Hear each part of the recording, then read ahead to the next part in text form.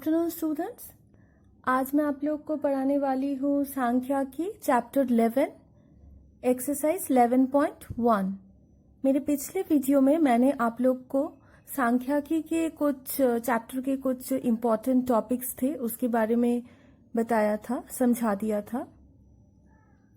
तो आज चलो हम लोग किस तरह से आवृत्ति विभाजन तालिका बनाते हैं इस एक्सरसाइज में सीखेंगे। तो सबसे पहले चलो देख लेते हैं एक्सरसाइज 11.1 का क्वेश्चन नंबर 2।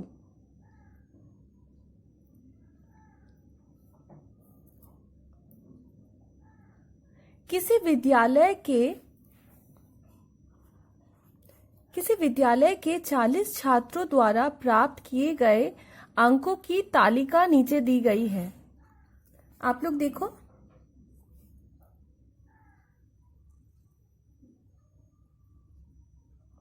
यहां क्वेश्चन नंबर 2 में देखो, पहला स्टूडेंट को मिला है 34, दूसरे स्टूडेंट को 27। इस तरह से क्लास के 40 स्टूडेंटों का मार्क्स दिया हुआ है यहां पर। क्लियर? अब आप लोगों को इन मार्क्सों की सहायता से एक आवृत्ति विभाजन तालिका बनाना है, जिसमें देखो श्रेणी यहां पर दिया हुआ है 1 से 10, 11 से 20, इस तरह से 41 से 50 तक। क्लियर? तो चलो देखते हैं किस तरह से तालिका बनाते हैं।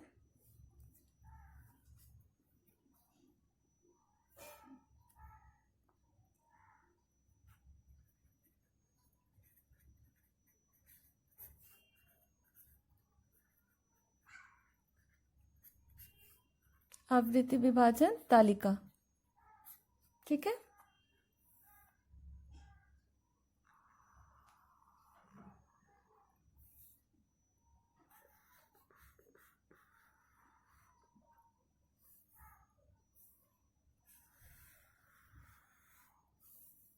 तो सबसे पहले हम लोग लिखेंगे श्रेणी,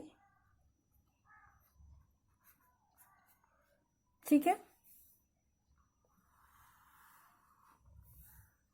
दूसरे में लिखेंगे हम लोग आवृत्ति।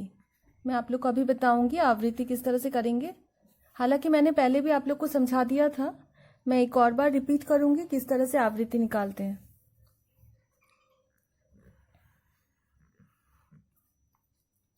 तो सबसे पहले हम लोग श्रेणी लिख लेते हैं 1 से 10, 11 से लेकर 20, 21 से लेकर 30, 31 से लेकर 40, 41 से लेकर 50। क्लियर बच्चों?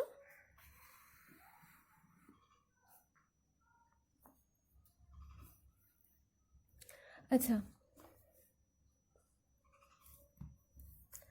अब आप लोग देखो,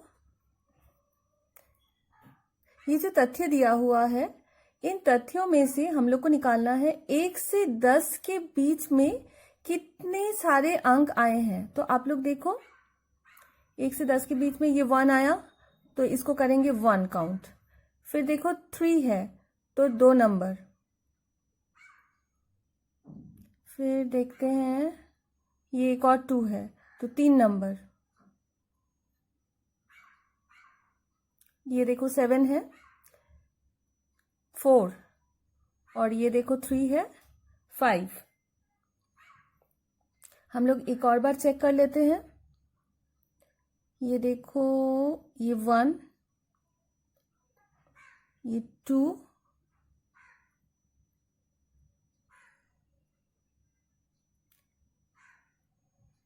ये 3, ये 4,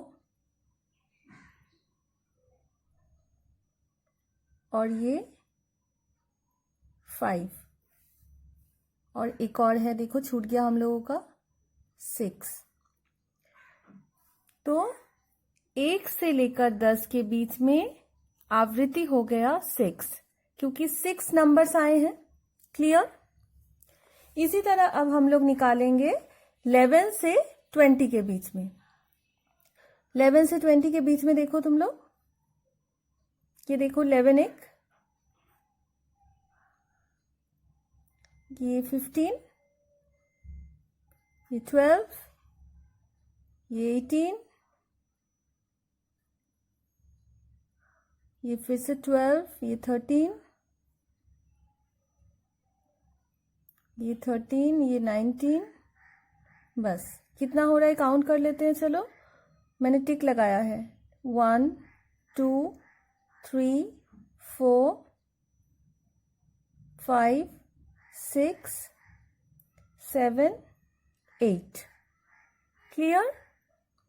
तो 11 से लेकर 20 के बीच में आवृत्ति हो गया 8। इसी तरह से आप लोग 21 से 30 के बीच में काउंट करो। 21 से 30 तो ये 27,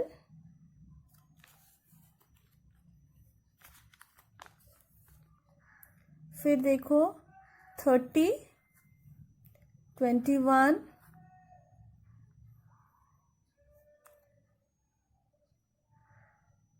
फिर 30, 24, 25, 28, 25, 22, 27,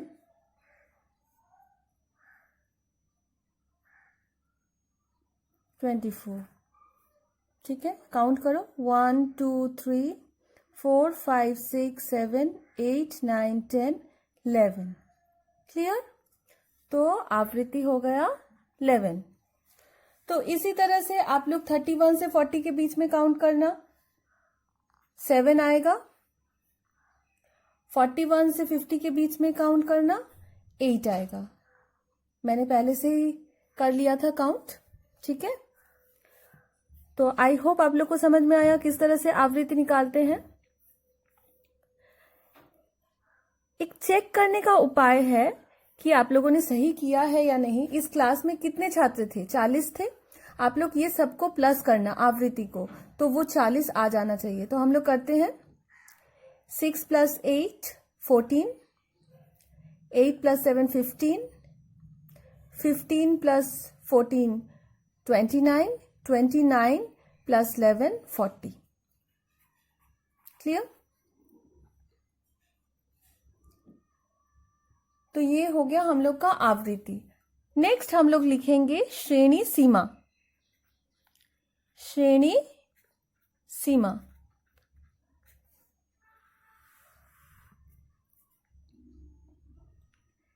श्रेणी सीमा में ये है श्रेणी सीमा। इसे बोलते हैं निम्न सीमा, इसे बोलते हैं उच्च सीमा, या फिर आप लोग बोल सकती हो न्यूनतम सीमा। ये है उच्चतम सीमा। तो वही चीज आप लोग यहां पर लिखोगे। यहां लिखना न्यूनतम, यहां पर लिखना उच्चतम। क्लियर। तो ये हो गया 1।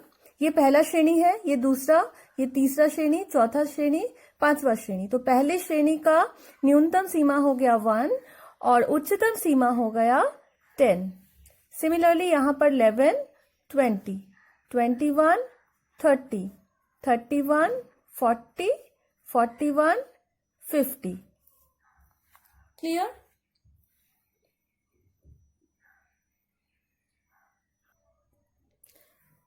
नेक्स्ट है हम लोग का श्रेणी सीमांत।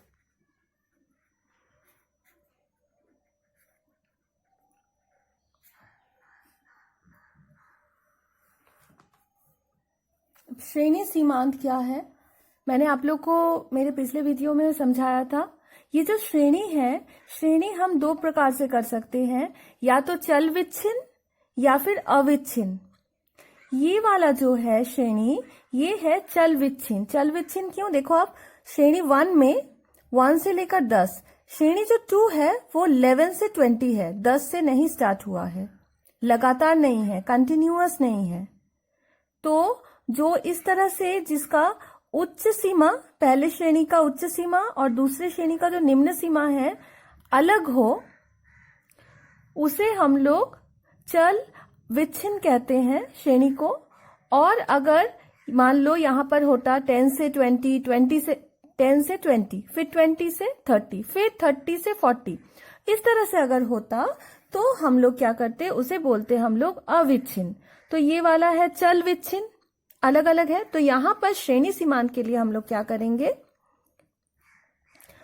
इसका जो उच्च सीमा था पहले श्रेणी का और इसका जो निम्न सीमा है, दोनों को माइनस करेंगे। तो 11 माइनस 10 कितना आया, 1 आया, बाय 2 करेंगे।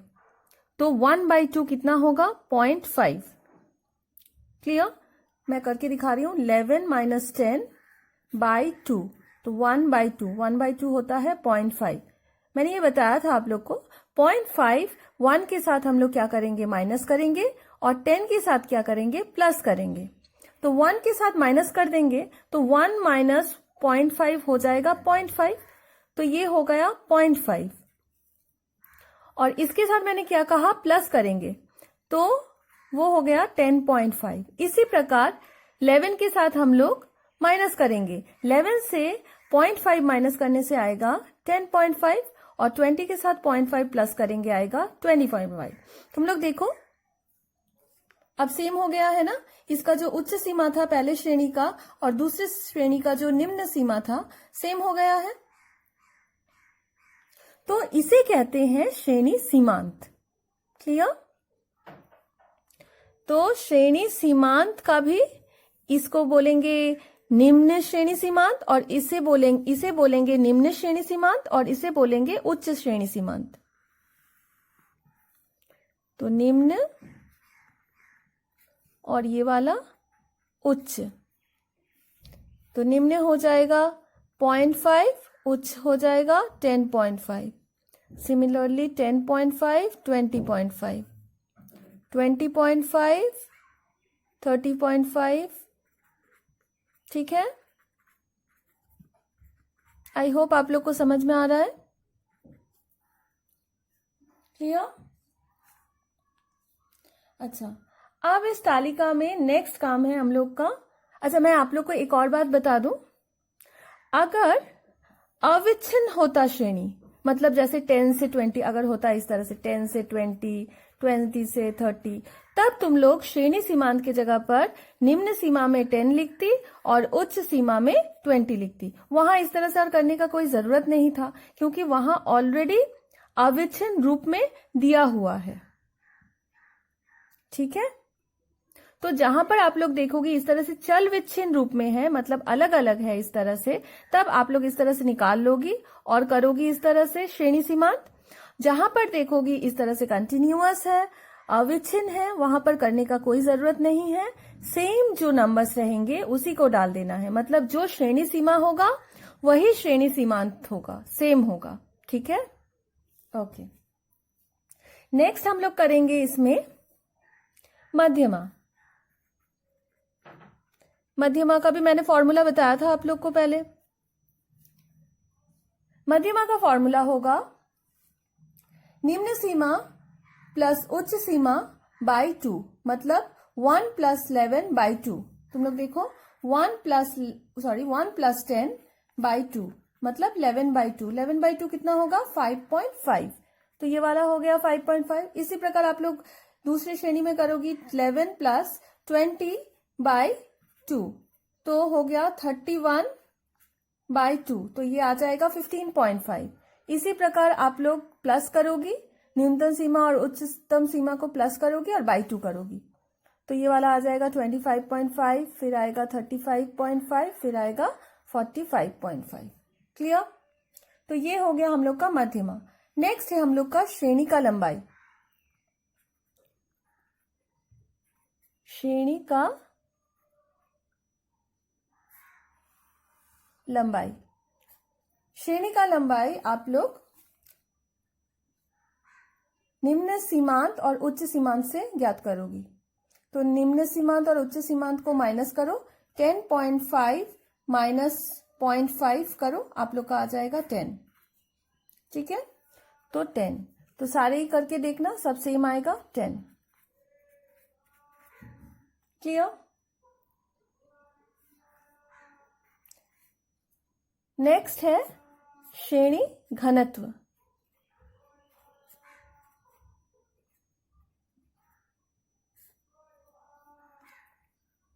श्रेणी घनत्व का फॉर्मूला है श्रेणी का आवृत्ति इस, मान लो हम लोग फर्स्ट श्रेणी का निकाल रहे हैं, पहले श्रेणी का घनत्व, तो पहले श्रेणी का जो आवृत्ति रहेगा डिवाइडेड बाय पहले श्रेणी का लंबाई, मतलब हम लोग का हो जाएगा फर्स्ट श्रेणी का घनत्व हो जाएगा 6 डिवाइडेड बाय 10, तो 6 डिवाइडेड बाय 10 मतलब 0.6।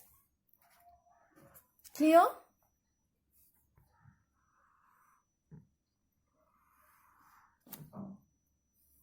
सिमिलरली ये हो जाएगा 0.8, 11 डिवाइडेड बाई 10 हो जाएगा 1.1, फिर हो जाएगा 0.7, फिर हो जाएगा 0.8।